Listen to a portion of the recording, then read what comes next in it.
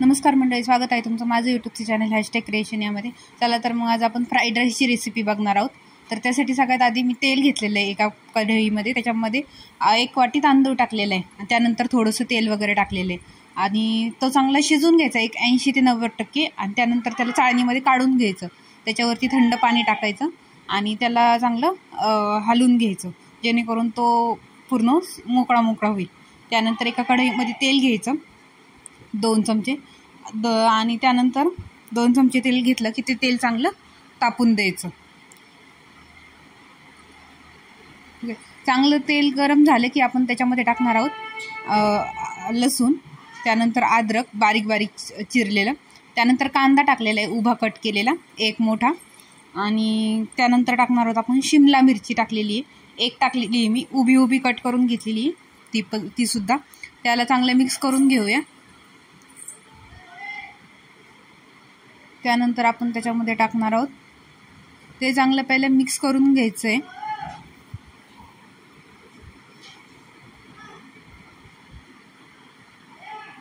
त्यानंतर आपण त्याच्यामध्ये टाकणार आहोत कोबी टाकूनही चांगलं मिक्स करून घ्या. आता कोबी ह्या सगळ्या भाज्या तुम्ही कमी जास्त करू शकता तुमच्या आवडीनुसार.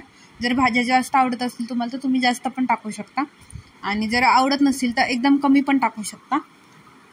फक्त अद्रक आणि लसूण स्किप करू नका, कारण जास्त टेस्ट त्याच्यामुळेच येत असते अद्रक आणि लसूणमुळे. तर बघा, त्यानंतर आपण त्याच्यामध्ये बारीक चिरलेली हिरवी मिरची टाकलेली आहे. एकदम बारीक चिरून घ्या, मोठे तुकडे नका करू, बारीक तुकडे करा एकदम. ते टाकून चांगलं हलवून घेतलेलं आहे. परत एकदम मिक्स करून घ्यायचं चांगलं. त्यानंतर मी त्याच्यामध्ये टाकलेली काळी मिरी असते ना, त्याची पूड टाकलेली काळी मिरीची आणि परत एकदा चांगलं मिक्स करून घेते. त्यानंतर त्याला झाकून ठेवायचं आहे आणि जास्त शिजून नाही द्यायचं, थोडंसं शिजवायचं, कारण ज्यावेळेस फ्राईड राईसमध्ये थोड्याशा भाज्या कच्च्या असतील तरच आपल्याला त्याची चांगली चव लागते त्यासाठी.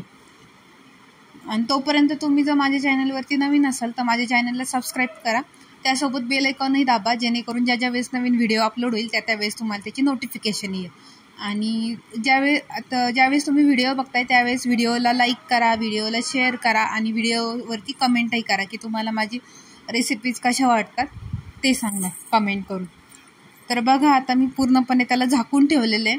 जास्त वेळ नाही ठेवायचं, 2-3 मिनटं 5 मिनटं एवढंच ठेवा, कारण भाज्या जर कुक झाल्या पूर्ण तर मग चव इतकी लागणार नाही. कारण आपण फ्राईड राईस खातो त्याच्यामध्ये भाज्या कशा करकर लागते त्यावेळेसच तो जरासा टेस्टी लागतो आपल्याला. फ्राईड राईस असेल, चायनीजचे कोणते पण आयटम असतील तर त्याला तसंच असतं की ज्यावेळेस त्या भाज्या करकर लागतील त्याच वेळेस त्याला चांगली टेस्ट येते. तर बघा, आता मी त्याला चांगलं झाकून ठेवलेलं आहे. 3 ते 4 मिनटं झालेले आहेत चांगलं झाकून आपल्याला. आणि याचे सगळं साहित्य आहे ते मी डिस्क्रिप्शन बॉक्समध्ये दिलेलं आहे, त्यामुळे तुम्ही तिथं जाऊन चेक करू शकता की साहित्य नेमका किती काय घेतलेलं आहे ते. आता बघा, भाज्या थोड्याशा कुक झालेल्या आहेत, मी झाकण काढून घेतलेलं आहे आणि त्याला चांगलं आपण परत एकदा मिक्स करून घेऊया. आता याच्यामध्ये तुम्ही बीन्स असेल, गाजर असेल त्या भाज्या पण ॲड करू शकता, पण आमची घरामध्ये आवडत नाही त्यामुळे मी एवढ्याच भाज्या टाकलेल्या आहे. तर बघा, आता चांगलं मी मिक्स केलेलं आहे. आता त्याच्यामध्ये आपण थोडेफार सॉसेस वगैरे टाकणार आहोत.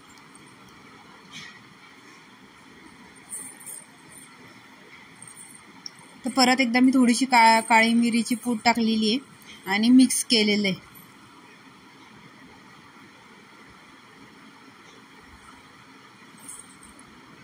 कढई जर तुमच्याकडे लोखंडाची असेल तर ती वापरा, त्यांनी पण छान आणखी टेस्ट येते, कारण जे आपण खातो बाहेर गेल्यावरती त्याच्यामध्ये कढई असते ती लोखंडाचीच यूज केलेली असते.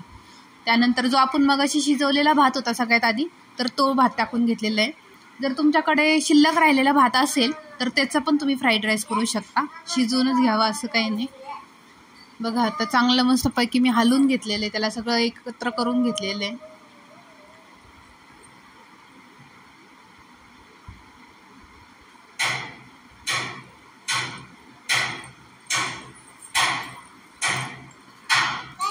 चांगलं मिक्स करून घ्यायचं.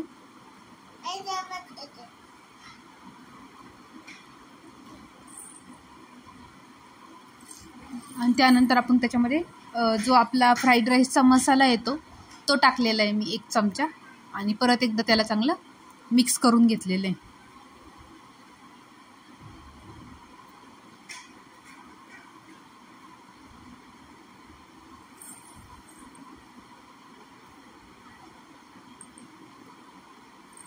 मिक्स करून घ्यायचं चांगलं आणि थोड्या वेळ झाकून ठेवायचं, जेणेकरून तो चांगला भात आपला जो आपण 80-90% शिजवला होता तो 100% पूर्ण शिजला जाईल त्यासाठी.